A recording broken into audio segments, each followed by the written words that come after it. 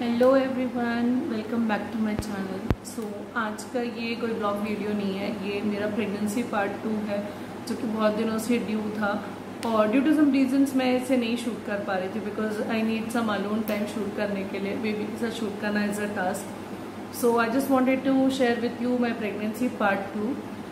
Part 1 उसमें मैंने अपना ऑलमोस्ट 6 मंथ्स का जो पीरियड था वो मैंने 5.5 मंथ्स टू 6 मंथ्स का जो पीरियड था वो मैंने आपके साथ शेयर किया था, जहां मुझे लो लाइन प्लेसेंटा डिटेक्ट हुआ था। उसके बाद 2 मंथ्स फुल बेड रेस्ट के बाद मैंने ऑफिस ज्वाइन किया था।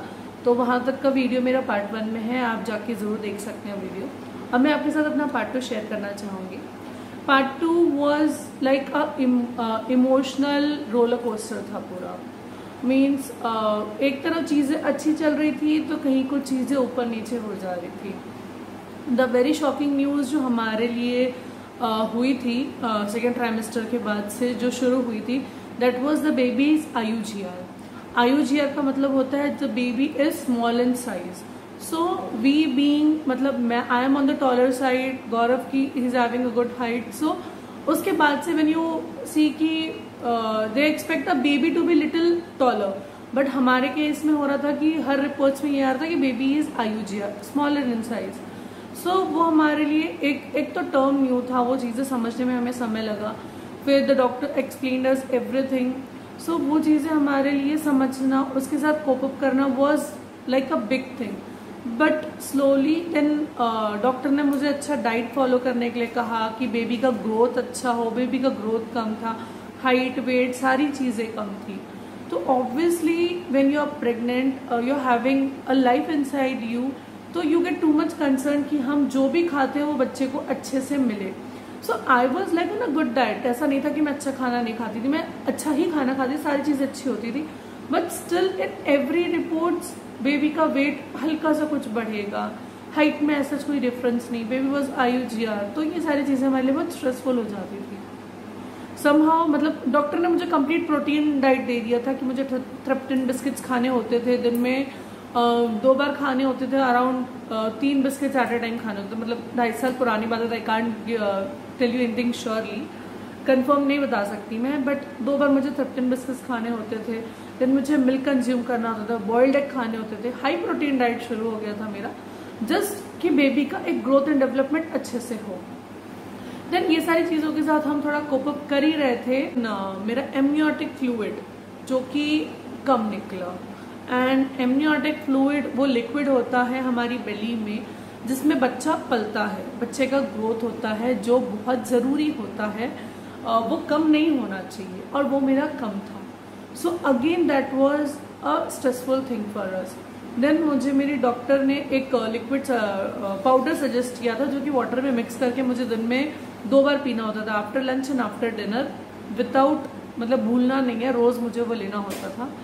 सो वो मैंने शुरू किया था, एंड 9 मंथ्स आते आते एटलीस्ट मेरा एक वो एमनियोटिक फ्लूइड जो था वो एक मेंटेन रहा। मतलब ऐसा नहीं कि बहुत कम हो गया, लेकिन सेकेंड ट्राइमेस्टर के बाद वो टेस्ट में डिटेक्ट हुआ था कि वो कम है। ठीक है, ये सारी चीज़ें जैसे तैसे हमारी चली। देन मेरे कुछ ऐसे स्कैन्स होते थे, मतलब स्कैन्स तो खैर 3 बड़े स्कैन्स तो थे, वो हुए। फिर जैसे जैसे हमारी प्रेगनेंसी आगे बढ़ती है, डॉक्टर के में रेगुलर चेकअप शुरू हो जाते हैं। तो जहाँ तक मुझे याद है कि मेरे 7th मंथ के बाद से ही ना बेबी IUGR है बोल के एक NST स्कैन, मतलब I don't remember that scan properly, वो एक स्कैन होता था।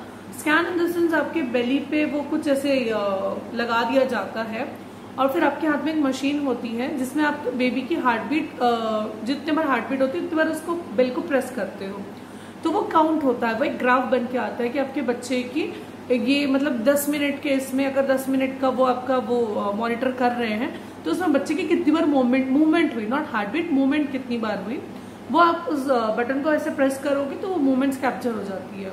तो वो भी एक चीज़ होती थी, बिकॉज बेबी जब IUGR था उसका डेवलपमेंट कम था, तो ये डॉक्टर के लिए भी एक थोड़ा स्ट्रेस वाली चीज़ हो जाती थी कि baby is fine, otherwise emergency delivery करनी पड़ जाती है। तो उसके लिए डॉक्टर को बहुत एक क्लोज चेकअप रखना पड़ता था। देन जैसे जैसे प्रेगनेंसी के 8 मंथ्स कंप्लीट हो गए, 9th मंथ स्टार्ट हो गया, तो 9 मंथ स्टार्ट होती बहुत रेगुलर विजिट शुरू हो गए थे डॉक्टर के, बहुत ही फ्रीक्वेंट विजिट्स हो जाते थे हमारे। 15 डेज में एक बार जाना पड़ता था, या फिर डॉक्टर में 1 वीक में बुला लेती थी, या इफ हमारी डॉक्टर अवेलेबल है तो जल्दी अवेलेबल है, तो हमारा हॉस्पिटल काफ़ी पास था, तो she used to drop a message कि अभी मैं अवेलेबल हूँ, आ जाओ, हम तुम्हारे ये टेस्ट देख लेते हैं, सारी चीज़ें देख लेते हैं कि एवरीथिंग इज गोइंग गुड और नॉट। डॉक्टर की भी एक अच्छी रिस्पॉन्सिबिलिटी हो जाती है कि जब उसके हाथ में उसका पेशेंट आता है तो उसकी A to Z चीज़ें उससे पता हो, सारी हिस्ट्री पता हो। तो मैंने इस प्रेगनेंसी में मेरे 2 डॉक्टर्स मैंने चेंज किए। मेरी फर्स्ट डॉक्टर भी बहुत ज़्यादा अच्छी थी, बट उनके पास डिलीवरी नहीं कराने की मेरी सबसे बड़ा रीज़न ये था कि जहाँ वो जिस हॉस्पिटल में वो बैठती थी उस हॉस्पिटल का एक बड़ा ब्रांच काफ़ी दूर था जहाँ डिलीवरीज होती थी, तो उतने दूर हमारा यहाँ से ट्रैवल करना वॉज नॉट पॉसिबल, क्योंकि वी वॉन्टेड अ प्लेस जो हमारे घर से पास हो ताकि सबका आना जाना थोड़ा ईजी हो। तो मैंने अपनी दूसरी डॉक्टर चेंज की, और जो दूसरी डॉक्टर थी, thank God she was also very nice doctor, very good. वो हमारे घर के, हमारा हॉस्पिटल काफ़ी पास है, it's a very known hospital, but वो हमारे घर के काफ़ी पास था, तो ये हमें एक प्लस पॉइंट हो गया। तो कभी भी जाना आना हमारे लिए कभी भी होता था तो हम आराम से जाके आ सकते थे। एंड मेरे सेकेंड ट्राइमेस्टर के बाद से ऑलमोस्ट आई गेस 7 मंथ से ही मुझे डॉक्टर ने एक चार्ट दे दिया था मेंटेन करने के लिए, बेबी मूवमेंट्स चार्ट, कि मैंने फर्स्ट मील लिया, फर्स्ट मील के बाद हाफ एन आवर या 1 आवर तक बेबी कितनी बार मूव करता है, ठीक है। अगर बच्चा 3 बार से कम मूव करता है तो I need to visit the doctor, but खाना खाने के बाद बच्चे की मूवमेंट्स होती ही है, और स्पेशली हमें लेफ्ट साइड में लेट के बेबी के मूवमेंट्स देखने होते थे, तो मैं हमेशा वो चार्ट मेंटेन करती थी, और जब भी मेरा डॉक्टर विजिट होता था मैं उन्हें जाके दिखाती थी। तो doctor used to be like very happy कि हाँ बेबी मूवमेंट्स बहुत ज़्यादा अच्छे हैं। एंड यहाँ मैं एक टिप देना चाहूँगी, मतलब पता नहीं कितनी लेडीज़ को चीज़ें पता होगी कि नहीं। मेरे हस्बैंड ने कुछ रिसर्च किए थे तो उससे कुछ चीज़ें पता चली थी कि ड्यूरिंग प्रेगनेंसी हमें सीधा और राइट साइड सीधा तो नहीं सोना चाहिए, बिकॉज मैंने एक्सपीरियंस किया था कि मैं प्रेगनेंसी में जब भी सीधा सोती थी मुझे घुटन सी होने लगती थी, पता नहीं क्यों, बहुत अनईजी फील होता था। एंड इवन राइट साइड भी सोना वॉज नॉट प्रेफरेबल। अगर हम प्रेग्नेंट हैं तो हमें लेफ्ट साइड सोना चाहिए, जो बेबी के लिए बहुत अच्छा होता है, बहुत सेफ होता है।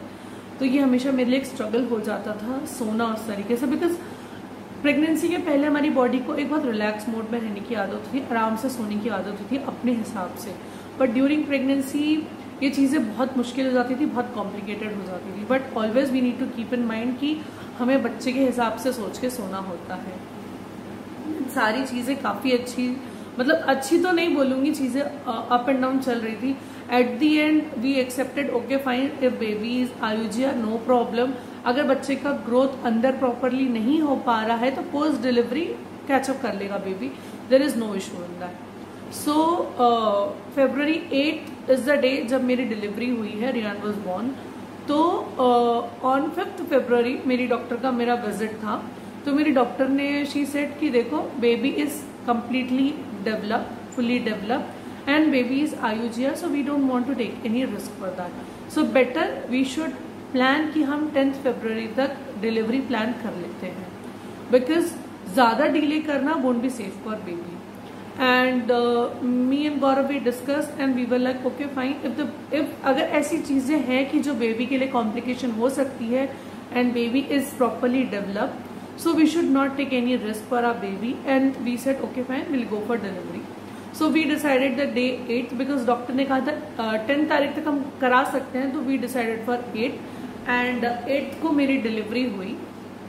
मेरा एक्चुअल एक्सपेक्टेड डिलीवरी डेट था वो इट वाज 18th February, मतलब ऑलमोस्ट 10 डेज पहले मेरी डिलीवरी हुई है। तो ऐसा नहीं बोलेंगे कि मेरी प्रेगनेंसी में बहुत जल्दी हो गई, एक अच्छा खासा वीक्स का मेरा प्रेगनेंसी रहा है,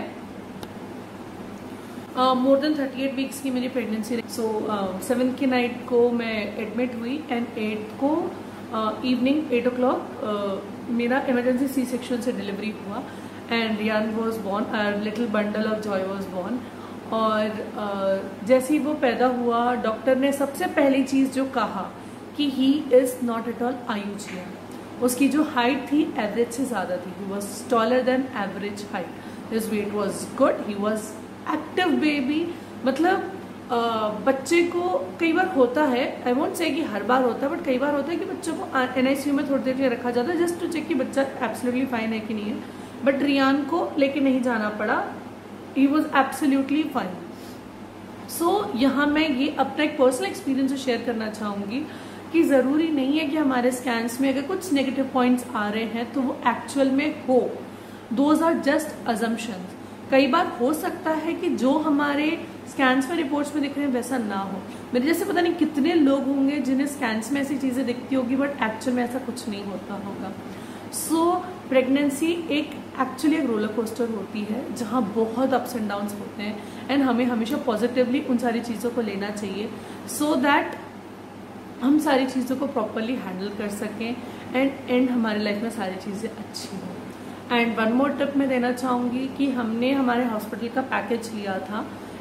पैकेज इसलिए लिया था because if in case emergency delivery आती है तो एक बेड मेरे लिए बुक रहेगा। बिकॉज पैकेज नहीं लेने से अगर हम डायरेक्टली किसी हॉस्पिटल में एडमिट होने के लिए जाते हैं सो कई बार हो सकता है कि बेड्स अवेलेबल ना हो और हमारा वहाँ एडमिशन थोड़ा मुश्किल हो जाए।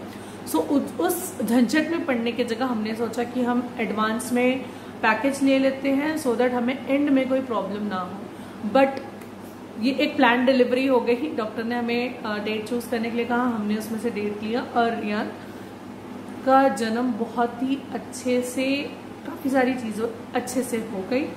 And now we are proud parent of 2.5 year boy जो कि बहुत ही ज़्यादा बदमाश है। और बस मैं इस वीडियो को यहीं एंड करती हूँ। अगर आपको मेरा वीडियो अच्छा लगा हो, मेरा एक्सपीरियंस अच्छा लगा हो तो please hit the like button, और अगर आप मेरे चैनल पर नहीं हो तो सब्सक्राइब करना मत भूलिएगा। मिलते हैं किसी नेक्स्ट इंटरेस्टिंग वीडियो के साथ, तब तक के लिए बाय बाय, टेक केयर।